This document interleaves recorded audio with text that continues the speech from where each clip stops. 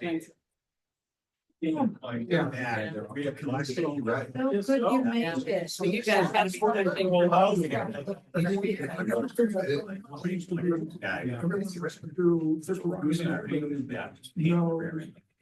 There are some blocks that be muscle in the back, so it is something to the sides. right within. So. But I was gonna just park on House Street. Took a long time. But I probably like not to walk. Bill, we have No, and I think right is on the side. Yeah, the nerves. How about you?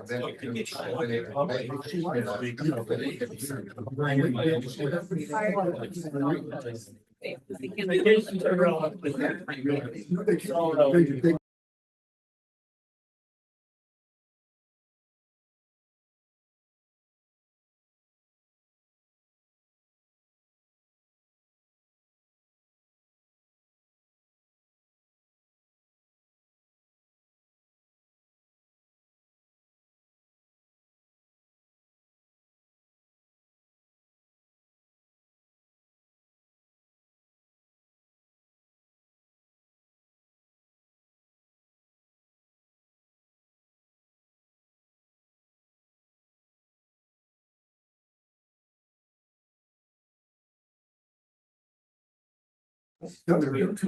Okay, everybody, start. Good morning. Welcome to the Southern Metropolitan Organization Planning Meeting of November 26, 24. I'd like to call the meeting to order. If no one has any revisions for the minutes, we'll go to Sylvia and action independent. All right. Let's see, oh, yeah. Okay, let's start. I don't believe we have anyone from Auburn. Is that correct? All right, let's move on to Bedford. We have Bill Jean, our chair. In-house. Present, and yes. Thanks, Bill. From Candia, we have Ron Labrador. Present, yes. Thanks, Ron. From Chester in-house, we have Andrew Haddock Present, and yes. and Deb Munson. From Deerfield in-house, we have Errol Rhodes. Yes. Very virtual, we have Jeff Moulton. Here and yes. Jeff. And in-house, we have John O'Connor. Here and abstain. Thanks, John, and Richard Tripp. Here and yes. Thank you. From Francistown, we have Linda Kuhnhart. Here and yes. And online, Jennifer Badney. Here and abstain. And let's see who goes. From Goffstown online, we have Colleen Mayu. Here and yes. Thanks, Colleen. From Hooksett, actually, I don't see anyone from Hooksett quite yet. Londonderry, everybody's online from Londonderry. Suzanne Brunel. Suzanne. She waved her hand. Oh, good. Okay, Suzanne waved. Deb Levens. Here and yes. Thanks, Deb. And we have Art Rugg. I'm here and yes on the minutes. Excellent. And I'm going to go quickly back to Francistown. I'm seeing Al Eisenberg. And here and abstain. Thanks, Alfred. Manchester, everybody's in-house. We have Peter Capano, Here and yes. Ray Clement, Here and yes. Dan O'Neill, Here and abstain. Kevin Shepherd. Here and yes. Sneak in. Well, I'm not seeing anyone yet.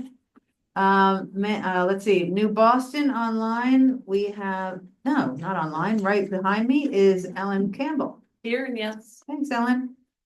From where online? we have- Oh, you forgot someone else from the. Boston. Boston member. Ah, Right behind you. oh, yes, there's always someone sneaking. There's Mark Sunan behind me. Are they allowed to serve? Yes. All right, you good? Here and yes. Thank you. All right, yeah, you guys always get me. From where online we have Danny Jean Stewart. Here and abstain. Great, thank you, Danny. From Wyndham and House, we have Ed Lapointe. Yes. Did I miss anyone from any of the communities? Bedford, Oh, John Nelson here, yes. thanks, John. Sorry about that. Didn't see you in the corner. Parking was a little challenging. Yes, we've heard that. Yeah, thanks everyone for Thank you. weathering the storm. All right, now let's see. We have from DOT in-house, we have Lucy St. John. Here, Lucy. Thanks for being here, Lucy. Let's see, non-voting members. I see Jack Wade from New Hampshire DES. Good morning. Just want to acknowledge you, Jack. Thank you. And we have several staff, and that wraps it up. Had the DJ Lee from Linden arrive. Oh, Right behind you. oh. Wow, it's happening all over. Hi, DJ Withy. And we're just taking not virtual, motions on the minutes, DJ. Okay, you're good. He's good. I Yes. see someone, thank you. I see someone in the hallway. Okay, great. Mark Snyder from Bedford. Lots of new faces. Oh, and there we go. We have Fred McGarry from Deerfield. All kinds of folks in-house. Luckily, we have 4 big giant pizzas today. And a lot of cookies. Good to go? I think we're good to All go. right. Thank you. On to new business, we have to adopt tip amendment number 7. Nate, you gonna be presenting on that? Yeah, so today is our public hearing on tip amendment number 7. We did include, obviously, the tip amendment document in your packets for this meeting. I walked through all of the projects last month in detail, and there have been no changes since last month, nor did we receive any comments during the comment period.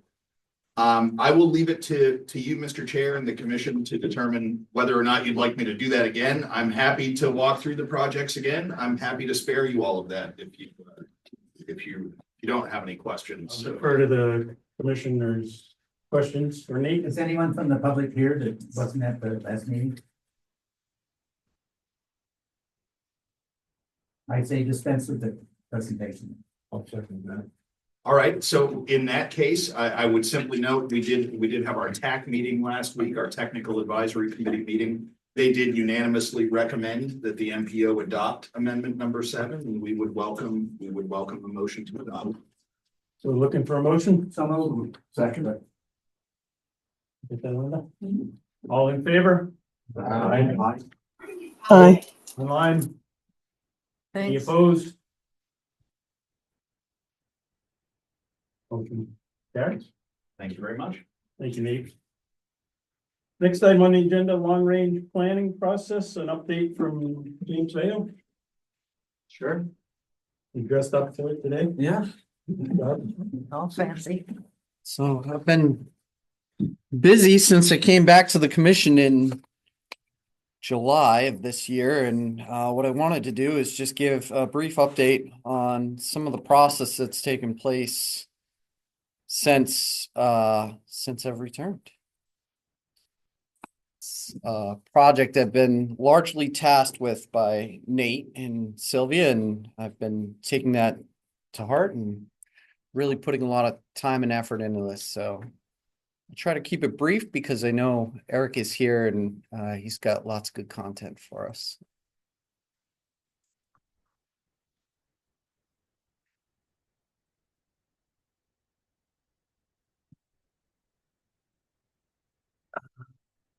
It's full screen. Well, this You is can get rid of the tools one way. this is probably good enough. We don't have to go crazy here. You can make that much smaller. And check in with the audience. Can people online see the screen? It's not in full screen mode, but it is mostly full screen. Yes, Yep. we can see it. Yes. All right, great. So I gave a version of this presentation last week to REDC SEDS group, and we talked a little bit about some of the findings relative to economic development. So there'll be a slide in here about this.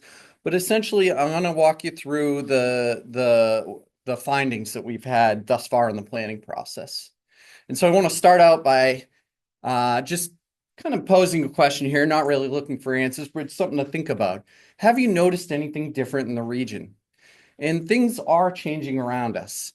I think most recently in the news, a notable thing was the New Balance factory over on Pettingill Road opened up, and there's hundreds of new employees that are manufacturing sneakers right here next to the airport in the southern New Hampshire region. That's really rather interesting to see manufacturing coming back to our region in a new facility, lots of capital going into the project.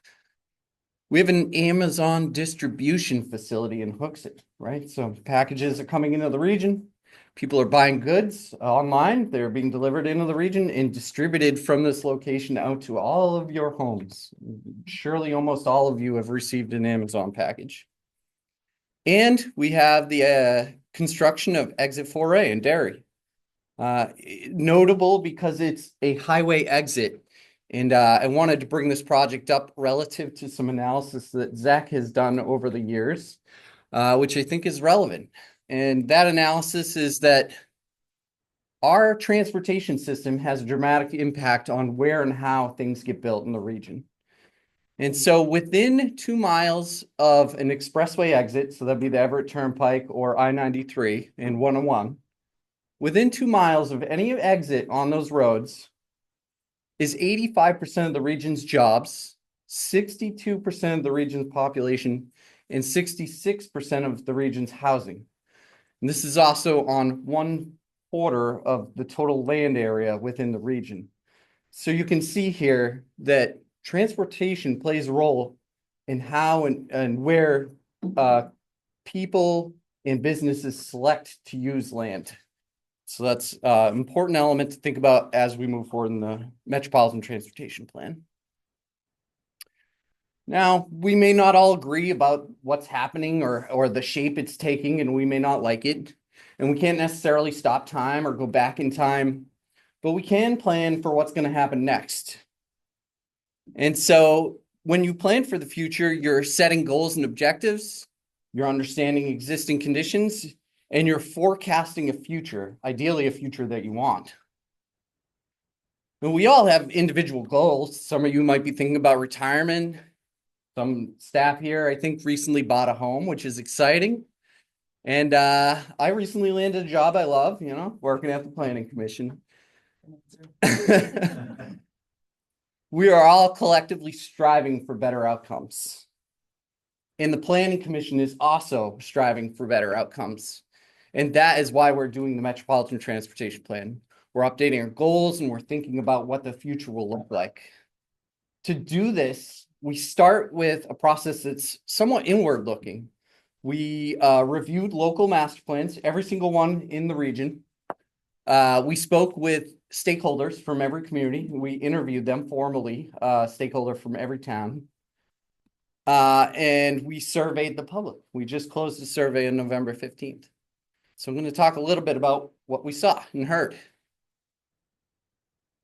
Relative to setting goals, we looked at every single master plan, as I noted, and we identified 3 categorical areas that most actions or lists fell within. And those categorical areas were policy, planning, and investment. We further broke down what we found into elements that are typical to a master plan. And the way master plans are written in the region, local master plans, they don't always have an explicit title for these elements, but essentially all these elements are covered in most master plans. And when we did this, we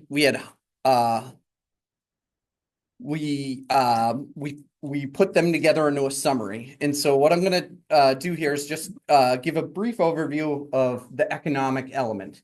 Now, all the other elements are there in the summary package that exists in the project webpage, but I'll just cover this real quick. We further broke down categorical findings into communities greater than 10,000 population and communities smaller than 10,000 populations.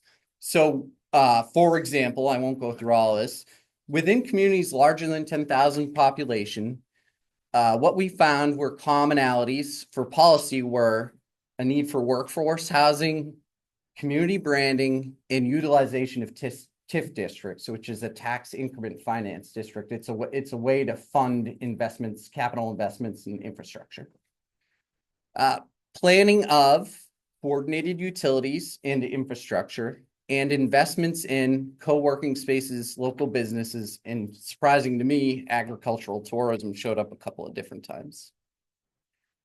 I won't go into the rest of this just to be cognizant of time, but you get a gist of this. This exists for every planning element. We also interviewed, as I noted, stakeholders. So that's town administrators, town managers, town planners, civil engineers, directors. We tried to get at least one or more from every community. And we asked them a series of questions that roughly broke down into these three topic areas: mobility, economy, and quality of life. And what we heard was the following. On the topic of mobility, there's a reliance on the automobile. This is not a surprise to anyone. We all know that this region is heavily reliant on cars. You know, some communities probably exceed, I know they exceed 95% commuting is done by car. That's a common situation. But what we also heard is that there's a shift in travel patterns. And so what's happening is people are starting to, as you'll see in the economy topic, they're starting to work from home at least one or more days. And so what's happening is that, well, we heard in Bedford, is that during the day, there's a little more traffic, but then during the morning rush hour, there's a little less traffic. And so where that congestion or where that vehicle volumes are taking place is changing throughout the day and on the days of the week, which is really interesting. We also heard that there's an aging population. Again, not a surprise. But what is important about this is that there's a sense of urgency from the stakeholders at the municipal level about addressing the needs of an aging population as it relates to transportation. We know that the number of 80-year-olds in the region is going to rise significantly over the next couple of years. And that when people get to that age, they drive less, they become non-drivers. And when that happens, they still need to get things to them and they still need to get places. And to do that, it's not clear how we're going to facilitate that as a region. And there's a lot of worry about how to do that with limited or constrained resources. And that kind of plays into the next one, which is lack of transit options at the local level. There's more to cover here, but because I'm trying to be concise here, I'm going to move on from this slide. You get an idea of what was covered here. So everything you've seen about the desk review, summary of local master plans, the stakeholder interviews, and the most recently, we did some analysis of transportation plans. All that exists on the project webpage, which is easy to find. It's at bit.ly/SNHPC 2050. And so I encourage people to go to the webpage, check it out, see the information that's on there, especially the documents library, which everything that I've talked about exists in detail. Great amount of detail in the documents library. You can click on any one of these documents and review them and call or email me or ask questions. What I'd like to do next is talk a little bit about the survey that just closed. Zach and I are still doing analysis on the survey findings, but what we wanted to do is give a quick snapshot of this performance of this survey. And so the survey, which was held from October 2nd to November 15th, was about transportation priorities in the region. And we had 478 people participate over that 45-day period. Within that, we asked them questions about transportation topic and how they prioritize them and strategies to implement. And then we wrapped up the survey with questions about where there's specific need for transportation improvements and demographic data. So this middle tab here, none of this is meant to really be legible. They're just kind of talking points here. The thing I wanted to note is that we saw two clear sort of higher priorities within the list of 8 total priorities. And those were transportation choices and a second topic, which was housing and transportation. I'd also note that within the mapping, interactive mapping component of the survey, we had 1,300 map markers dropped and over 440 comments left. And so there's a lot of analysis to do, but we're really excited to have this new, different format in which we are able to survey people and do analysis. What I'd like to just touch upon here, give a little snapshot, so to speak. This is the screen for transportation priorities in which we ask people to prioritize from a list of 8 topics, the things that they thought were most important. And so I took here, I wanted to show you what that looked like and show you the mechanics of how it works. So if somebody was filling out the survey, they could literally click on this white bar and drag it above this dotted line, and it would be added as a priority in their list of 4 top priorities. And so what you have here in this mechanics is people have to basically choose 4 out of 8 and leave things behind. What we saw from that, and as I noted, transportation choices was a top priority, one of 2 that were about equal, and followed closely by a third, which was efficiency and reliability. This top choice or priority of transportation choice had a pretty significant spread in how people favored it. So 64% of respondents that also that filled out the survey preferred this as a priority. And what I'd like to do is just note how that was phrased within the survey. Transportation choices, quote unquote, this is the description. People are not able to drive for a variety of reasons. The region's non-driving citizenry is more reliant on walking, bicycling, and transit to reach their daily needs. A focus on transportation options, such as shuttle service and bike lanes, can connect people who don't drive to food, employment, medical appointments, and other essential needs. So, this, just to give some context to the transportation choices priority. So what we saw when we started to break this down is and I credit to Zach, I didn't do any of this analysis. What we saw is that within the city of Manchester, there was an even larger spread of priorities. You know, more than 3/4 of all participants from Manchester saw this transportation choice as a top 4 priority. As you go into the towns with 10,000 people or more, so kind of in middle-sized communities, that rate started to drop. And then when you got to towns of less than 10,000 people, that rate dropped to 50% of participants choosing this as a priority, which is still it's pretty high. So what does this tell us? Well, it tells us that as you go gradually move your way out from this seat or the center of the region, Manchester, towards places like Deerfield or Francistown, that having a choice in how you get around the region becomes less important. Zach also looked at this by demographics. So we looked at this by income and age and gender, and I feel like I'm missing something else, but race, yes. And so I just want to highlight a couple other ones here. And so on the left here, we have transportation choices, and this broke along $100,000 in household income, because that's roughly a 50-50 where we found participants fell. So almost half the participants made more than $100,000 and almost half of the participants made less than $100,000. And what we saw here is, no surprise, people who have less than $100,000 in income have a greater preference for transportation choice as a priority. In fact, the rate, at least for people who self-identified their demographics, was over 80%.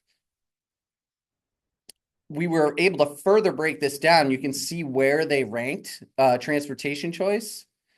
And so for people making less than $100,000, they very often at a very high rate, selected as their top priority. Whereas when people make greater than $100,000 in their household, it's still a priority, a high one at over 50%, but it was never ranked as a top priority. So that's kind of an interesting finding. Additionally, here's another way to look at it across age. What we saw is that it was a higher priority for younger and older people than it was for sort of prime working age adults. And so that is illustrated here in this graph, kind of shows a dip in the middle of this age bracket from 18 to 55 plus. We'll do just 2 more quick slides here. After the prioritization or selecting of priorities as a participant, you were then asked specific questions about that priority topic. And so here I give the example of housing transportation. And what we did is we asked participants different patterns of housing, different land use patterns that they might want to see housing take place in.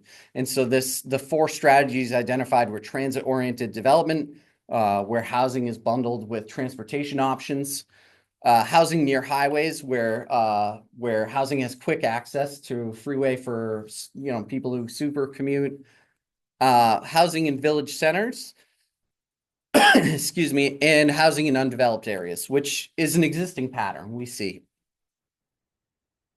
And the reason I wanted to show this example is because it demonstrates well differences in consensus. And so what we have here with the light blue dashed line is it says rank 1, 2, 3, and 4, and 5.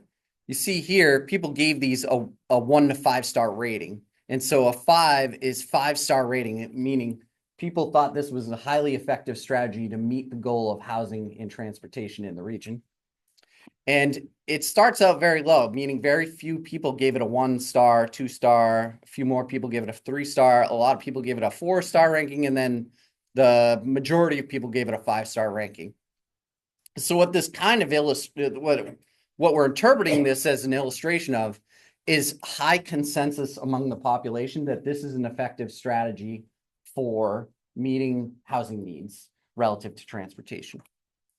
What the survey also shows is that the community, the participants, find a less effective or less consensus of housing in undeveloped areas. And so what we see here is the line remains relatively flat, meaning people didn't like this, gave it a 1-star, give it a 2-star, give it a 3-star, and then a few more people gave it a 5-star. But essentially, housing in undeveloped areas was didn't share unified support amongst participants. And so these consensus differences allow us to read into public opinion about different strategies the region can employ to improve outcomes in the future. And so this was a lot to take in, but thank you for your time in letting me run you through this. And I did want to ask Zach if I missed anything or if there was other pertinent information that you thought we should mention here. No, I think you covered it all, James. It's an interesting survey.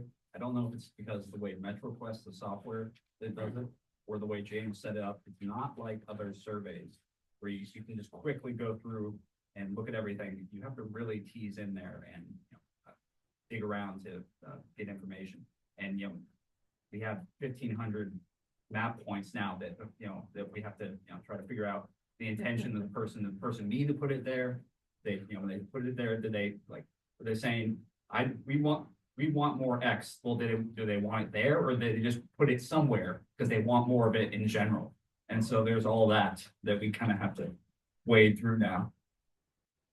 Was there an effort made to collect demographic information on who was taking the survey?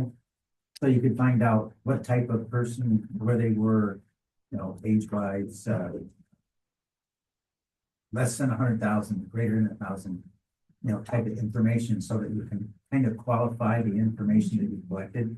Exactly, yes. So the last slide in the survey was optional demographic data. And so we said, thank you for filling out the survey. If you're willing, please provide some demographic data. So we asked, where they lived, where they worked or went to school. We asked their age, their income bracket, their race, And gender. and gender. How many of the 500 people that took the survey filled this out? About half, well, I'd say more than half. Yeah, a It's little more more. that people dropped off than it's more that they, didn't finish the survey than they didn't put in their information. Because you could leave, all that demographic data was all voluntary. You could skip it if you wanted to. If people got to the map section, they said, I'm done. Yeah, about 30% of the people dropped out when they got to the interactive map. Question. How do we know that this is representative of public opinion? 475 data points. How do we, there's sort of a self-selecting thing that, people that like filling out surveys. How do we know what other metrics do we have to be able to say that this is representative? You're right in that it is not a blind survey of the region, and we talk about these things as staff. It is incredibly expensive to do a blind survey. We would have to hire the UNH Survey Center to do calls or set up some other online form of conducting blind solicitation. So what we try to do is ensure that we get a broad cross-section of municipalities within the region. I think Zach, I don't know how we did in terms of age, but Far better than most of our surveys. yeah. Most of our surveys skew much older. This one, we got some, we got younger people, they're 25 or whatever. And that's part of the reason we asked the demographic data is so we can look and say, okay, who took this survey? Are they representative? I can say that I won't name a town, but a town just did a survey, and they collected demographic data, and the people who took it are not the people, is not representative of the municipality. And so that's a serious problem. Luckily, we didn't have so much of that. Question. Excuse me.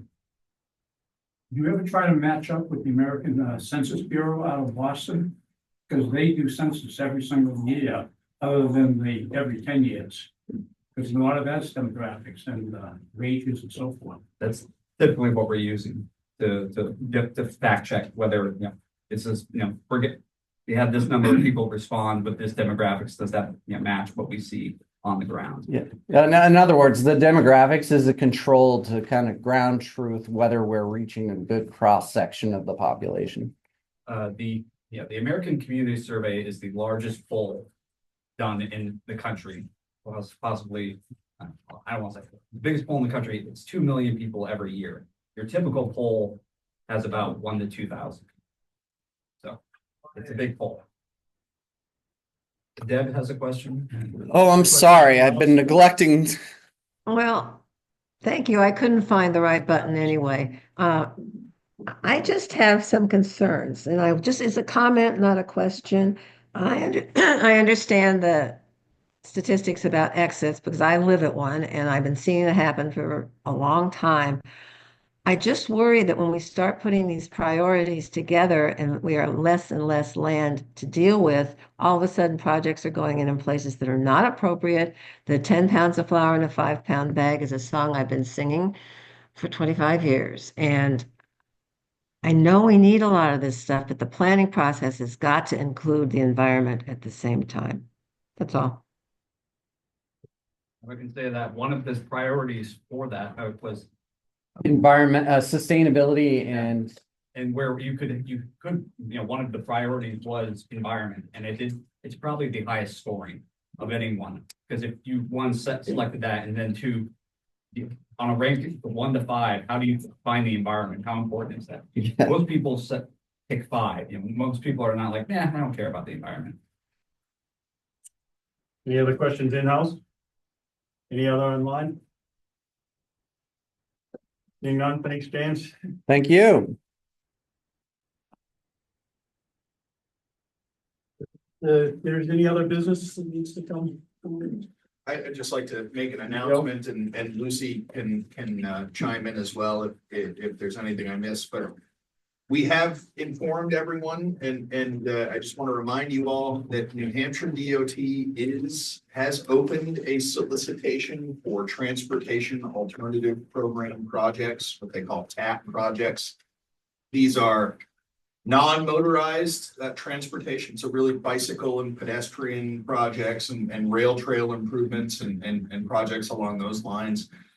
There is a solicitation right now. The first step in that solicitation is if your community is interested, there is a very simple and straightforward letter of intent form on New Hampshire DOT's website. Those are due, I believe it's December 6th. Am I right, Lucy? Yes. December 6th to New Hampshire DOT. That's non-binding. But you can't apply for funding without having submitted that letter of intent form. So it doesn't bind you to anything. It just opens the door for you to apply with a full application after that. So if your community is interested in TAP funding or feel free to contact our staff here at the commission or our friends at New Hampshire DOT. But yeah, that first milestone is December 6th for the letter of intent form submission. And it's a pretty straightforward form. Yeah. I was looking at that and I went, that looks very interesting. I went, but I'm gonna need help. Yeah. Where do I go? You can contact us here at the commission and we can provide assistance to Thank you. help scope projects and fill out forms.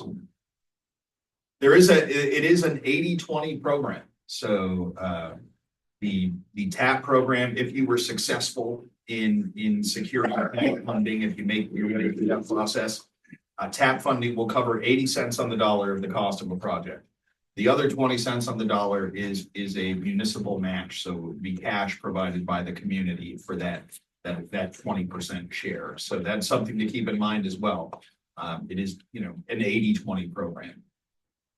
And just a quick piggyback off Nate, we recently heard from the project manager at DOT, Tom Jamison, that only one application has come in, only one letter of interest has come in. And this is typically very competitive. So I highly recommend our communities work with the Public Works Department or the Planning Department, conservation commissions, and get some letters in here, or not in here, but to DOT. Yeah, it's actually a letter of interest. We discovered that yesterday, and we really encourage you all to light a fire under whoever is the key staff in your community. But we really like to get some of our communities in that award column. Any other questions? If not, look for a motion to adjourn. So move. Second. All in favor? Aye. Aye. We're adjourned until. I'd like to call to order the Southern New Hampshire Planning Commission meeting of November 26th. Take action on the minutes if there's no edits. Roll call action, Sylvia. All right, we're gonna skip Auburn again. So let's start with Bedford. We have Bill Jean in house, Here and yes. and then Heath is online. Yes, here. Thank you. John Nelson Here. and Mark Snyder. Yes. All right, wonderful, thank you. Candia, we have Ron Labrador. Here. Chester, Andrew Haddock, Here and yes. Deb Munson, here and yes. Deerfield, we have Fred McGarry, Here and yes. Aaron Rhodes. Here and yes. Derry, we have Jeff Moulton online. Here and yes. Thanks, Jeff. In-house, John O'Connor, Here and abstain. Richard Tripp, Here and yes. Francistown, we have Alfred Eisenberg online. Here and abstain. Thank you. And Linda Kuhnhorst in-house. Here and yes. And Jennifer Badney's online. Here and abstain. Thank you. Goffstown online, we have Colleen Mayu. Colleen still here? There's Colleen. She might have stepped away a moment. We'll move along. Londonderry online, we have Suzanne Brunel. And Suzanne, yeah, we gotta wait. For whatever reason, Suzanne, we can't hear you. Yeah. But we see you and I saw the thumbs up. Thank you. Deb Levens, Here and yes. thanks Deb, and Art Rug. Here and yes on the minutes. Great. Manchester in-house, Peter Capano, Here and yes. Ray Clement, Here, yes. Dan O'Neill, Here and abstain. and Eliza Augusta, Here and yes. Kevin Shepherd, Here and yes. New Boston, Mark Sunan, Here and yes. and Ellen Campbell. Here and yes. From Where Online, Danny Jean Stewart, Here, yes. and from Wyndham, DJ Withy, Here and yes. right behind me, right? And Ed LaPointe. Here and yes. Okay. Great.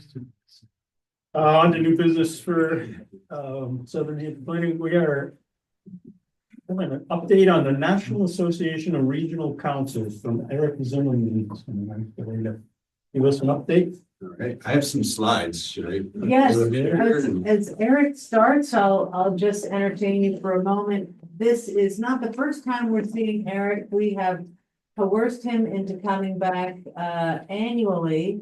And because Eric is a native, not just to New Hampshire, but to Manchester, it's always nice to have our hometown guy come back. And now Eric is the executive director at the National Association of Regional Councils. And because of the change in guard at the federal level, I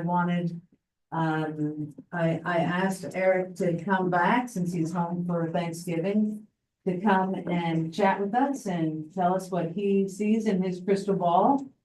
And we're so happy to have Eric here. So thank you so Excellent. much for coming.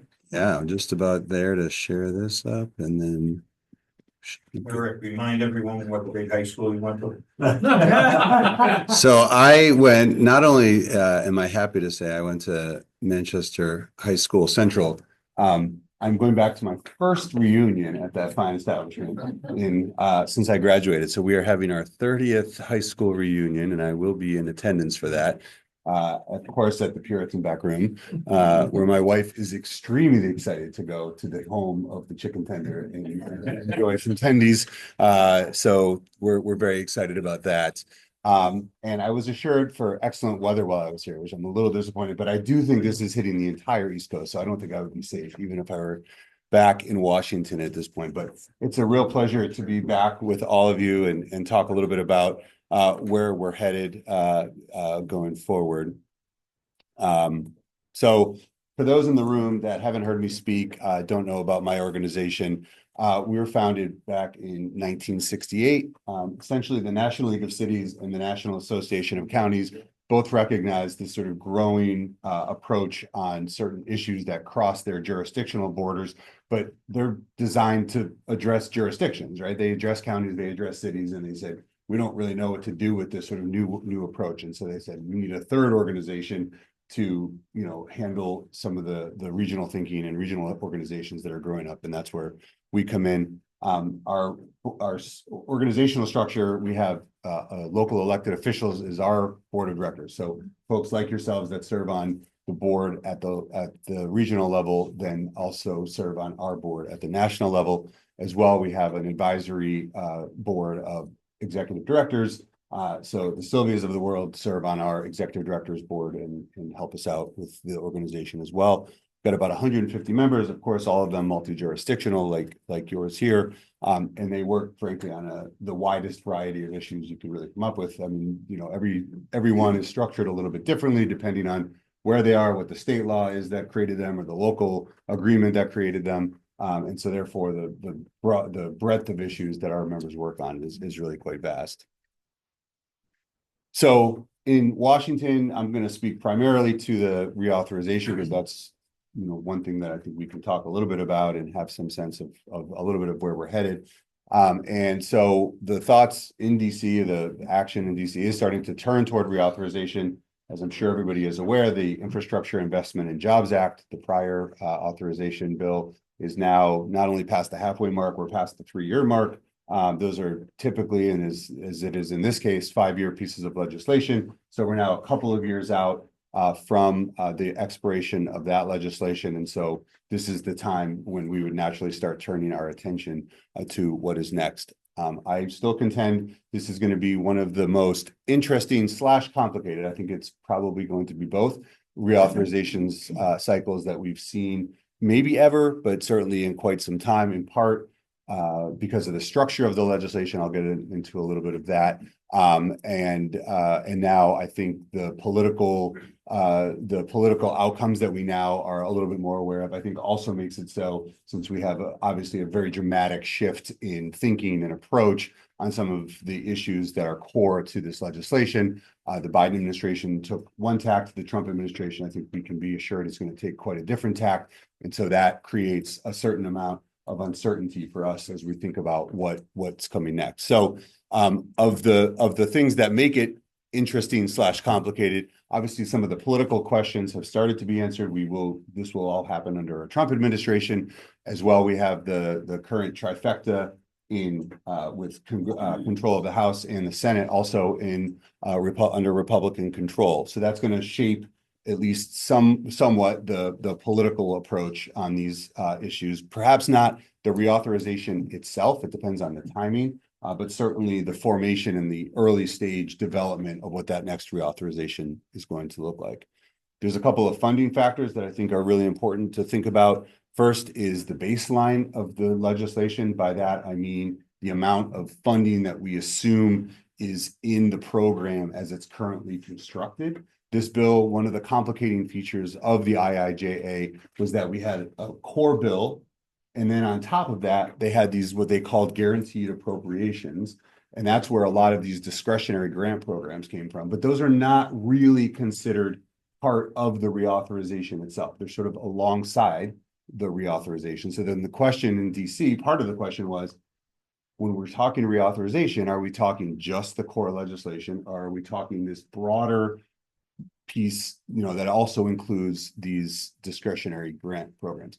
I don't have an answer for you still on that question, but I think we start to get a little bit better idea. You could see this going either way, where the Trump administration perhaps wants to get rid of some of those programs, but on the other hand, those programs offer the administration an awful lot of power, because the administration is the one that's doling out the funds to the individual states, communities, and so they may be interested in some of those programs for that reason. I think the flavor of the programs is certain to change. The approach, the focus of some of those programs is certain to change, but I don't know that we're certain to see a complete dissolution of all of those competitive programs that we've seen. The other funding issue, of course, and I'll talk about this for a moment, is the Highway Trust Fund. I'm a broken record on this. All of us are in this world. It's just an ongoing challenge, continues to grow in terms of the size of the challenge. The fact is the fuel taxes that fund the transportation program are in no way, and even less so now than yesterday and less so now than 10 years ago, they are not funding the full federal program anywhere, not even anywhere close. And you'll see on the next slide, there's a growing gap between how much we're taking in the Highway Trust Fund and how much we're spending on infrastructure and transportation at the federal level.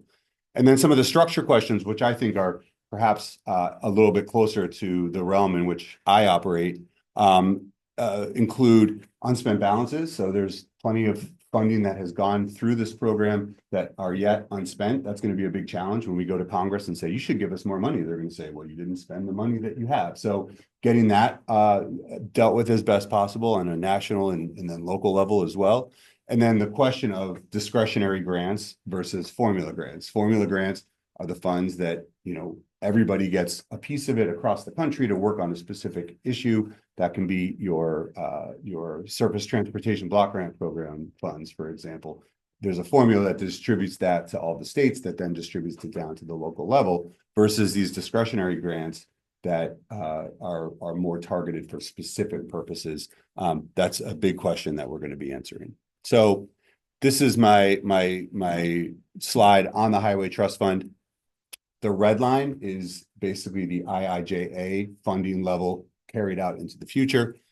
The blue lines you see are expected highway trust fund receipts, and then the green lines in between are transfers that have had to occur to make up the gap between highway trust fund receipts and federal spending. And you can see the next 5-year amount is estimated to be somewhere just south of $200 billion will be required to transfer from the general fund into the highway trust fund if we're going to keep growing the, which we hope to do, keep growing the amount of investment that the federal government makes into the transportation program. So, you know, as I like to joke, you get to $200 billion, even in DC, that starts to sound like real money, right? Like for a while, it was 10 billion here. It was, you know, it was much smaller numbers. Now with that gap, you can see the blue by the out years of this chart make up less than half for the first time. Less than half of the total spending would come from actual fuel taxes. So this is this hasn't been a challenge. Congress has been very happy to transfer money into the program.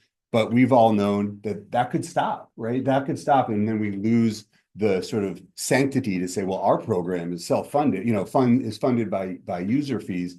We've certainly lost that, and that could become a political issue going forward. It remains to be seen if it will, but this is the state of the Highway Trust Fund. It's not great. So I think I've talked on the first couple. You know, I think this is sort of a restatement of some of what I've gone through. One interesting area, as I said, is this discretionary versus formula.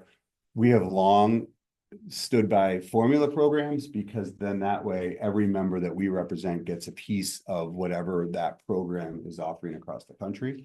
But there is also a lot of opportunity in certain discretionary grant programs where if you have a larger project or you know, and want to go after a larger chunk of funding for a specific purpose, that discretionary grant approach really is a good one. So there's a few ways, and I'll talk a little bit about some of our policy work that we might be able to tackle and have maybe the best of both worlds a little bit there, but that remains to be seen. Another thing that's being discussed is whether, so the IIJA under the Safe Streets and Roads for All program created direct recipient status for certain cities and counties that were successful in getting those grants. And so those cities and counties are dealing directly with federal highways in terms of getting that funding. Some MPOs have that status. We're wondering if it makes sense to expand that status further and have more MPOs that are capable and able to get direct funding. That could be either your PL funding, the planning, the actual planning funds that are to keep the lights on money, or even some program funds, specifically Surface Transportation Block Grant Program, potentially.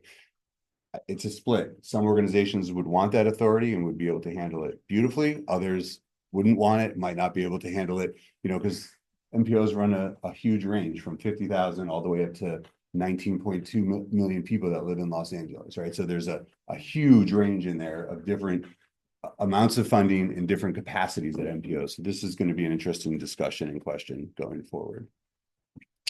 So in practice, as I'm thinking about reauthorization, the things that I'm focused on and trying to achieve are increased funding, so our big push is going to be on the planning funding. That is the sort of core funding that every organization receives in order to keep the lights on. Increasing the program funding, the project funding that comes through the Surface Transportation Block Grant Program, preserving CMAQ, perhaps looking for some opportunities for some new programs or approaches that would go through the MPO from the feds through the MPO and then distribute it out to communities. You know, and then potentially additional formula funding that would be separate from some of these current pots. I think I want to make the argument that there's a real local moment that we have here. The IIJA demonstrated the real importance and value of funding going to the local level. And so part of what we're thinking about in connection with a number of our other partners at the federal level is how do we leverage that moment to create something where the funding really is more focused locally without quite as much encumbrance necessarily from the state. I mean, I get that there's always going to be a state partnership. We're not talking about, you know, eliminating that, but just so that there's a little bit more local control on some of these. As well, we're thinking about expanded authority, so restructuring programs or creating new eligibilities for organizations to work on the issues that they work on at the local level. And then additional opportunities sort of writ large, new programs for innovation, for example, at the regional and local level. Additional funding for smaller MPOs and RTPOs, the regional non-urban planning organizations, funding that's more responsive to local needs, expansion of opportunities for regional councils more broadly, even maybe outside of what you think of as sort of your MPO function. Can we create some synergies at the regional level? Because there's so many cross-cutting issues that we all see and all know are interrelated. We talked about the housing and transportation piece is a great example of that. And so Congress has started to acknowledge that, said you can use some of your planning funds to work on housing. That's great. How do we expand that? How do we add to that pile of issues that sort of cut across just one issue silo so that regional councils can position themselves on those? So unfortunately, federal funding, when it comes to the state or the local level, is very siloed, is the phrase that we use. Basically, you can use it for that one purpose, and that's pretty much it. So the more we can create sort of cross-cutting issue areas so that your transportation dollars can also be used for housing, can also be, it creates multi-purpose dollars that are a little more flexible and easy to use on whatever it is that the challenge is that your community, your region is facing, as opposed to being so rigid that this dollar can only be used for this really specific purpose. It creates a little bit more flexibility. Yeah. I mentioned our partners. We have, it's called if you don't have an acronym in DC, you're dead. So we have the Local Officials in Transportation Coalition. These are all organizations working together that ostensibly have local elected officials as sort of the driving force of their organization. So that's NLC and NACO, who I mentioned earlier, the cities and counties, the Conference of Mayors, the Association of MPOs, the National Association of Development Organizations. We are all working together on many of the things that I pointed out here. Other key partners include the Public Transportation Association, AASHTO itself, the Association of State DOTs, NACTO, the Association of City Transportation Officials, and then the APA, the American Planning Association. So this top group we are working very closely with. In fact, we will have some joint priorities as a coalition that we're going to push forward. And so that it's a really important coalition that we work in on some of these issues. And so then how does this inform our policy approach? Well, as I mentioned, PL is going to be at the top of our list. We want more planning money available to organizations. The planning funding has not increased commensurate with the amount of responsibility that we feel are placed on MPOs at any given time. So we'd like to see that increase in funding as well, especially for smaller MPOs and or smaller communities.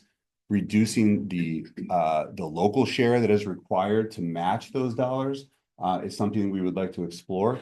Right now, it's the same 80-20 split as was mentioned on the TAP program. So 80% of the funding can be federal, 20% has to be local. So for communities that are less resourced, and it would be a challenge to meet that, finding some ways to reduce that local share so that those dollars can be spent, broadly, that doesn't become an impediment to using those dollars. And then exploring the possibility of potentially providing those funds directly to the MPO so that your core MPO functions aren't tethered to state decision-making, that you have a little bit more flexibility in how to use those. As well, focusing on the Surface Transportation Block Grant Program. This is where many of the projects come through, increasing funding there, perhaps increasing the local share. That's been a long and bloody battle that we've failed on several times, I'll be honest.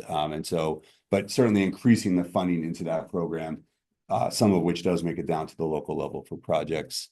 We're going to be focused on discretionary grant programs, depending on what form they survive in. So making sure we find ways to be getting those dollars locally, ideally through the regional organizations, through the MPO or other regional organizations.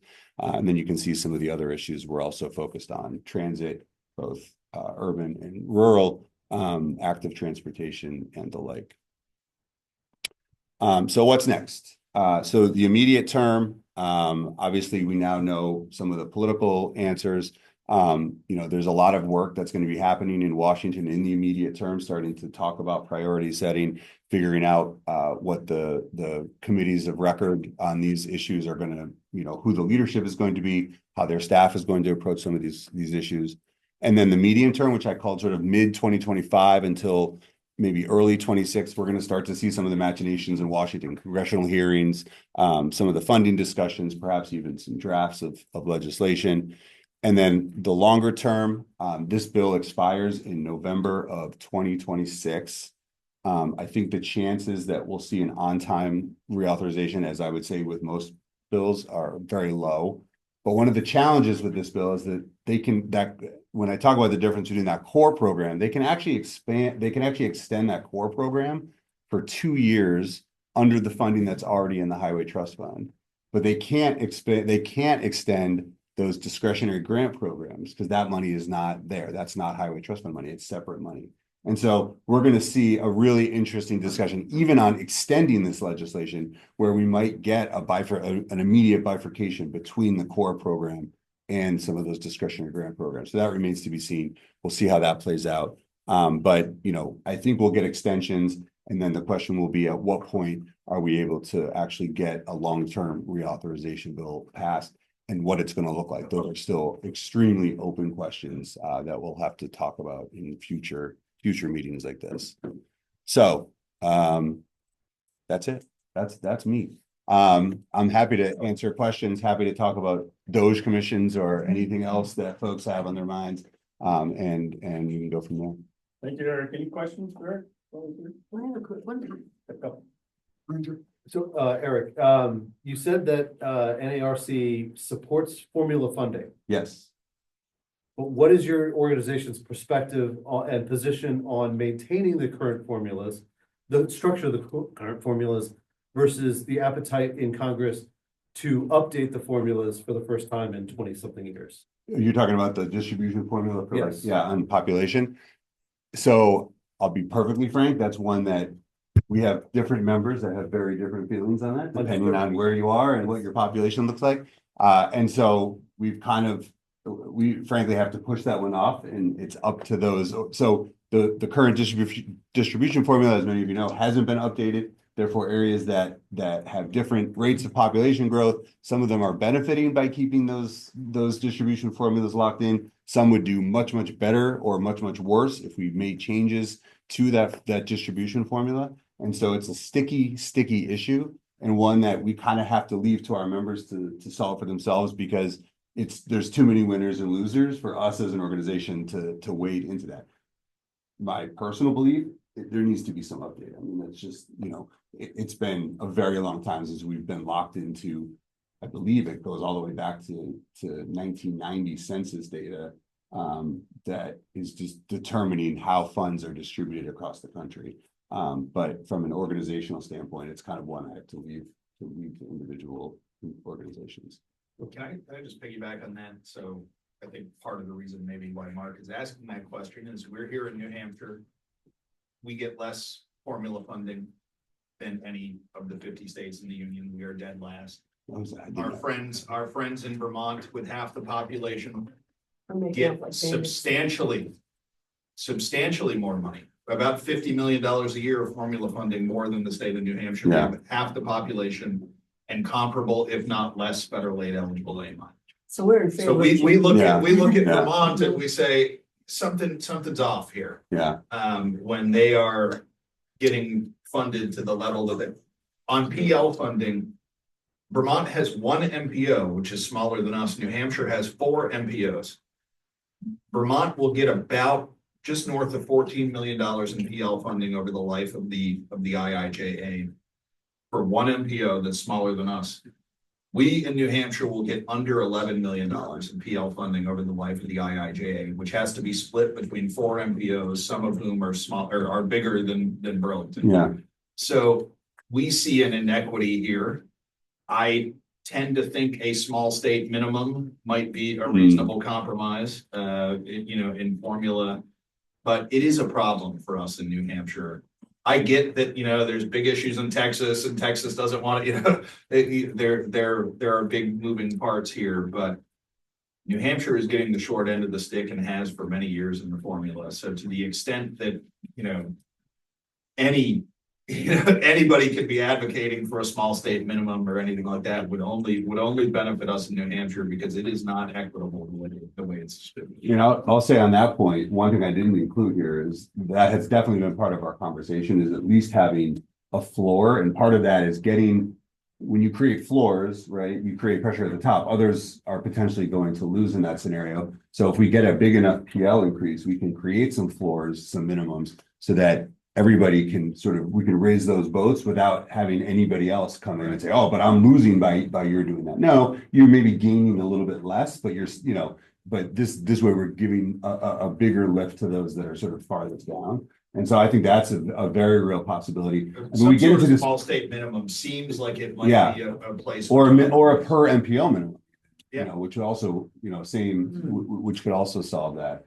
Because as soon as you get into this discussion and you have to look at the power centers that would lose, for example, New York State would be a big loser in something like this. They have a lot of leadership positions, especially on the Democratic side, that would, make this conversation harder to have. But there are other ways to get at it that I think could help raise the boat. Just, you talked about big gap between spending and the needs, and what you're hoping to do, which I'm sure is always an uphill battle, but additional funding. Yeah. So are there things you're looking to cut back, or are you just hoping for additional funding, which just expands that gap? Yeah, I mean, in some ways, I consider the fight over the highway trust fund a little bit above our pay grade. I mean, this is now, Congress needs to get itself together. We're happy to push on it and advocate in support of it.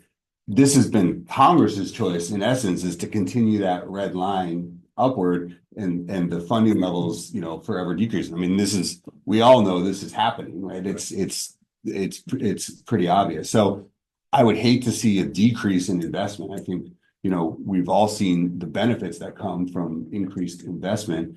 So where Congress then comes on that, like I said, up till now, the last few reauthorizations, they've been willing to transfer those general funds in, but it causes a certain amount of squawking, and the squawking could get louder where that's in danger. So then you would be forced to reduce, right? Because there's federal law that won't let them spend beyond what's in the highway trust fund. So we either need those transfers, we're sort of either living on those transfers, or we're forcing a cut, which would be, in some cases pretty dramatic. So that's the question, and Congress would have some hard answers there as well. I mean, nobody wants to see investments cut in their own district, right? So it's a tough one. It's tough to see the gas prices fluctuate 10 cents a week, but yet raising the gas tax by 1 cent, even locally or state level, is next to impossible. Yeah. But yet I will say a lot of states have done it though. I mean, if you look at the state by state story, there's some states that haven't, of course, they're still on, but they're getting leapfrogged a couple times. So, some states have been very willing to do that, to close some of that gap, where the federal government hasn't been quite as willing to do it. So, but yes, and at the federal level, I'm not saying I think there's a gas tax increase coming. I think that issue is all but done. I mean, it's just it's just taken on a life of its own, where people would lose their minds if it were to happen. So you're talking about a whole other structure, potentially a per mile, fee. But even that, as I like to point out, the fuel tax existed in every state in the union before it became a federal approach. I don't see that being all that different if we did a per mile fee. I think the states would have to sort of take that leap first, get folks sort of used to that structure, and then maybe the feds could come in and do it on the back of that. But barring that, I don't know what there's none of these are easy solutions for sure. Right. What's our congressional delegation been doing? What, in terms of any of that? I mean, nobody's done anything since 1993 was the last time we increased the gas tax. So it's been a lot of Congresses. So make a comment on it before. It's also going to become big issue. So New Hampshire did get a discretionary grant a few years ago under a program called the Surface Transportation Funding Alternatives Program, I believe it's called. And they hired Cambridge Systematics to do an analysis of how to operationalize Representative Norm Major's proposed road user fee framework. And my understanding is that that still has some semblance of life in Concord and may be taken up in a future legislative session once again. So the road user, which is a little different than a per mile basis. There is DOT did at one of our MPO meetings come and do a brief presentation on that. And I believe that report is available from their website. So if you want to read about the road user fee concept and what New Hampshire has studied relative to that, I think if you Google that, you could probably find it on the DOT's website. But it is an interesting, potential approach to that question. And there's a few other states that have started down that path, at least a little bit. Utah, the most recent is Hawaii, though they have some advantage to the fact that there's no out-of-state driving that occurs there, so it makes it a little bit easier. But there are Virginia has done something. So there are a few states at least experimenting with some data gathering, if not, having it as sort of a source of income yet for their transportation system. But it's coming. The per mile thing, I find it so difficult. How do you measure that?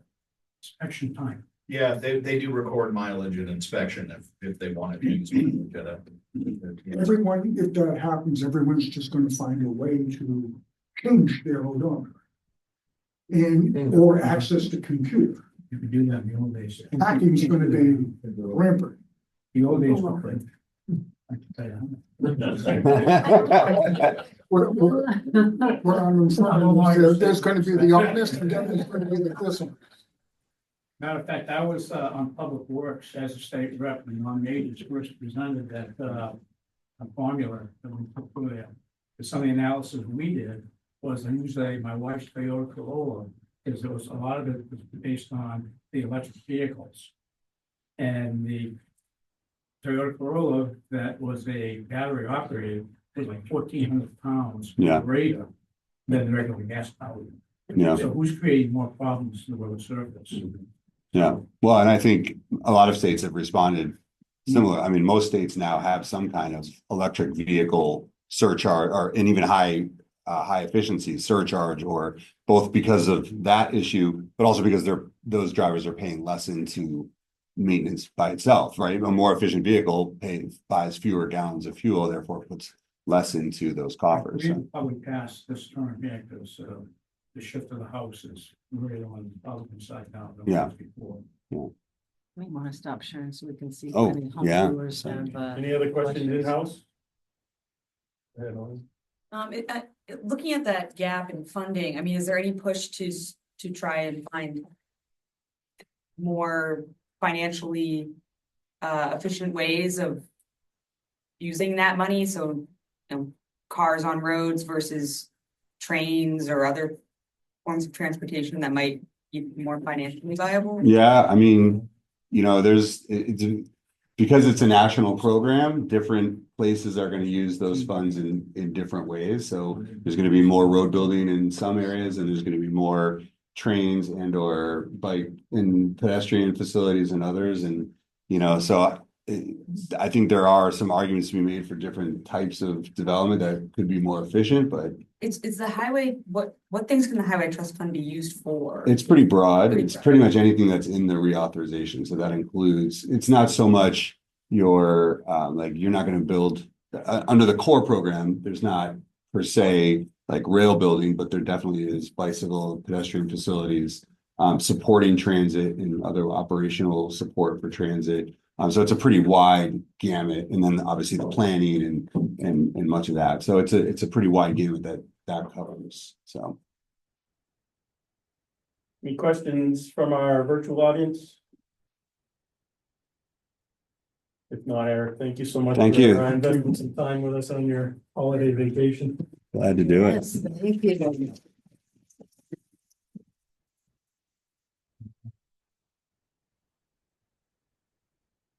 Any other business that needs to come before the commission? Just very quickly, it's a reminder, our next meeting is a week early because of the coming holiday, so we will see you on, I think, Linda, it's December December 17th.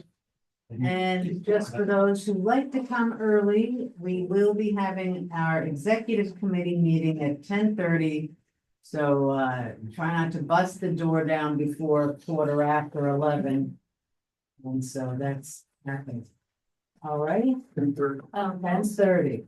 We have a few meeting calendars, but in case anyone wants a print out of when the various meetings are and The yeah, 2025. 2025 in our smiling faces. Yes, exactly. Any public comments? Only missing Barbara Commissioner here, and we're insight? adjourning early. She won't even believe it. I know. If not, I'd like to wish everyone a happy and safe Thanksgiving and look for a motion to adjourn. Second. And there, all in favor? Aye. Adjourn. Yeah. Thanks for staying in town. Actually, don't want to. Good night. Oh, okay. Thank you.